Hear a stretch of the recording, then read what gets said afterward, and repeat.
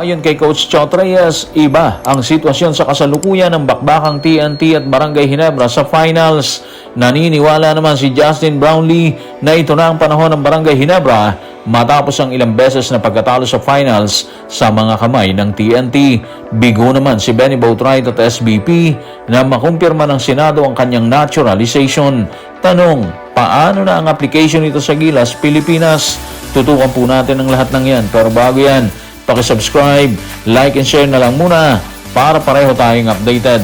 Iba na ang tono or posibleng pahambol si Coach Chot Reyes nang makausap ng media tungkol sa posibleng maulit na talunin ng Barangay Ginebra sa kampyonato. Matatanda ang ilang beses natalo ang Gin King sa TNT Tropang 5G sa kampyonato habang kasama nila si Ronday Hollis Jefferson. Kaya para kay Coach Chot, iba ang sitwasyon sa kasalukuyan. Narito ang kanyang kwento. Tutukan natin si Coach Chot sa report ni Olman Leyva ng Philstar. Magkaiba ang sitwasyon namin ngayon kasi iba yung import na kasama namin si Chris na ngayon. Kaya sa tingin ko, ang susi is yung kakayahan naming patuloy na mag-adjust at umangkop sa laro ng Barangay Ginebra. At para sa amin, para sa akin mismo, ang tanging layunin ko dyan is kung paano namin mapapanatili ang mataas na antas ng laro dahil yun lang ang paraan para makipagsabayan kami. Yun lang ang iniisip ko dyan. Ano man ang nangyari nung time na yon, ang kasaysayan at ang mga nakaraang record, hindi na mahalaga sa akin ngayon yan. So para sa akin naman, mga ka-playoffs, malinaw ang mensahe ni Coach Chot Reyes. Ayaw niyang mabuhay sa nakaraan. Okay, tinalo ng TNT ang Barangay Ginebra sa mga nakaraang finals. Pero para kay Coach Chot kasi, walang halaga yung mga lumang record kapag nagsimula na yung bagong serye. Iba na ang import nila ngayon iba ang sitwasyon ng koponan at iba rin ang hamon na ibibigay ng Barangay Ginebra. Kaya sa halip na umasa sa dating tagumpay, mas nakatuon siya sa kakayahan ng TNT na mag-adjust habang tumatakbo yung series.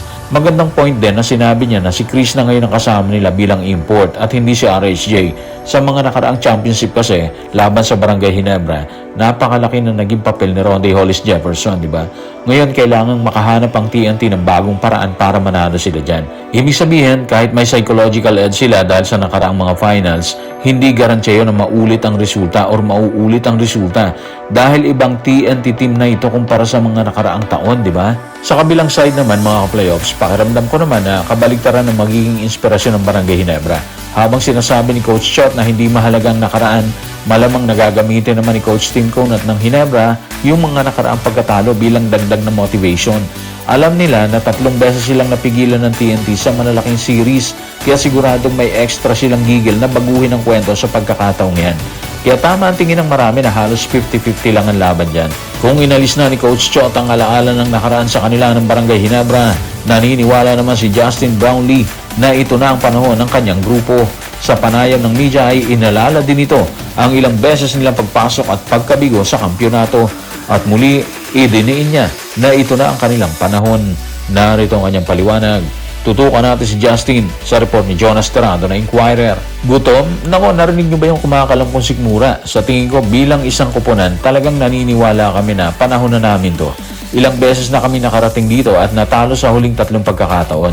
Kaya naniniwala kami na ito na ang oras namin at kaya naming malampasan ang hadlang na yan at makuha yung kampyonato. So eto na mga playoffs, sa tingin natin yung pinaka-importanting bahagi na sinabi ni Justin Brownlee is hindi yung biro niya tungkol sa pagkagutom. Ang mas mahalaga is yung sinabi niya na it is our time. Ito na yung panahon namin. Pinapakita kasi nito kung gaano kalaki yung paniniwala niya ni Brownlee sa kasalukuyang roster ng Barangay Ginebra. Sa kabila ng mga nakaraang pagkatalo sa TNT sa finals kasi, naniniwala siyang iba ang sitwasyon ngayon mga playoffs. May dahilan din kung bakit ganun kalakas ang kumpiyansa ni Brownlee.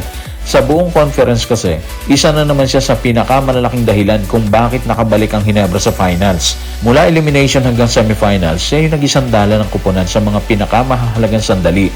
Kaya kapag siya mismo yung nagsasabing handa na silang makuha yung titulo, siguradong may bigat yan sa loob ng kanilang dugout. Pero para sa akin mga playoffs, hindi lang gutom yung nararamdaman dito ni Brownlee. May halong paghihiganti rin yan. Hindi lingid sa kalaman ng lahat na TNT yung humaharang or humarang sa Ginebra sa mga nakaraang finals, di ba? Kaya ang sharing ito mga playoffs is pagkakataon para patunayan na kaya nilang baguhin ang naging resulta nung mga naunang laban nila sa Tropang 5G. Ang tanong ngayon mga playoffs is kung sapat ba ang paniniwalang yon para malampasan yung TNT. Madaling sabihin na oras na namin kasi, di ba? Pero sa finals, kailangan itong patunayan sa loob ng court. At doon natin malalaman kung ang gutom na binabanggit or binanggit ni Brownlee is mauuwi sa ikapitong kampyonato o isa na namang masakit na pagkabigo laban sa TNT Tropang 5G. Samantala, muling naudlot ang dapat sana'y approval ng naturalization ni Benny Boatwright sa Senado, bunga ng hindi pagsipot ng majority block sa plenaryo.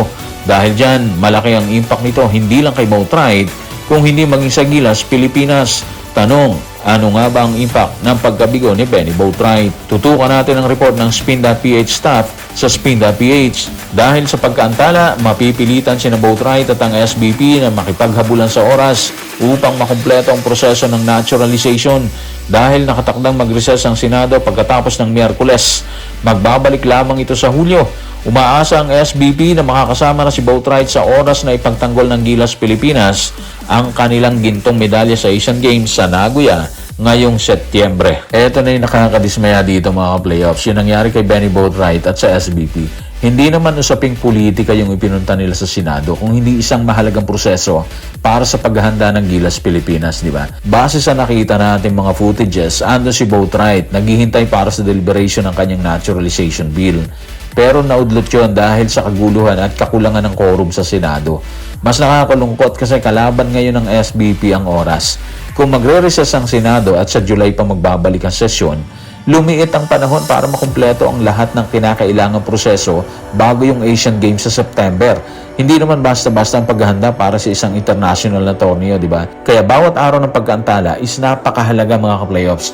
Kung totoo rin ang mga ulat na pinatay ng internet at aircon ng mga miyembro ng minorya habang naghihintay sa Senado, lalo lang nitong pinapalala ang impresyon ng publiko sa nangyayaring kaguluhan, di ba? Ano man ang kulay ng politika, yung mga usaping may direktang epekto sa pambansang interes gaya ng paghahanda ng Gilas, sana hindi nadadamay sa ganitong mga pangyayari, di ba?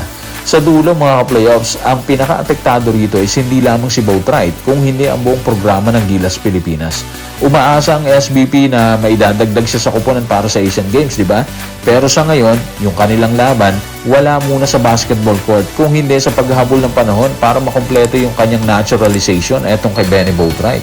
Ang tanong ngayon mga playoffs, makakahanap pa ba ng paraan ng Senado at ang SBP para hindi maantala ang planong ito bago dumating yung Setyembre? So guys, maraming salamat.